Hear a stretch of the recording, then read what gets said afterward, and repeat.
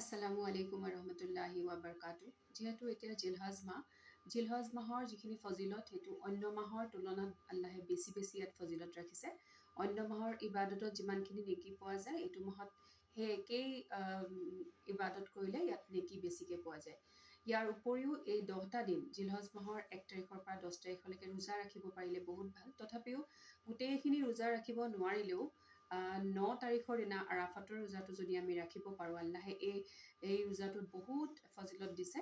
এই ৰোজাটো যদি আমি ৰাখিব পাৰোঁ 9 আৰাফাতৰ 9 তাৰিখৰ দিনা, এইটো আমাৰ যোৱা বছৰৰ গোটেই গুনাহখিনি মাফ হোৱাৰ লগতে অনাগত আহিবলগীয়া অহা বছৰৰ আমাৰ গোটেই গুনাহখিনি আমাক আল্লাহে মাফ কৰি দিব ইনশাআল্লাহ।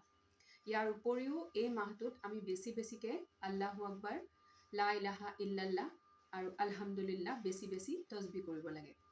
আৰু এই মাহটোতে 7, 8, 9 আৰু 10 এই তাৰিখকেইটাত সন্তানৰ কাৰণে দোৱা বিচাৰিব লাগে। যিহেতু হজৰত ইব্ৰাহিম আলাইহিছ সালামে দোৱা কৰিছিলে আৰু তেওঁৰ দোৱা কবুলো হৈছিলে। গতিকে আল্লাহে আমাক তৌফিক দান কৰে যেন আমি এই মাহটোত বেছি ইবাদত কৰিব পাৰোঁ। মোৰ ভিডিঅ'টো লাইক আৰু ছাবস্ক্ৰাইব কৰি দিব।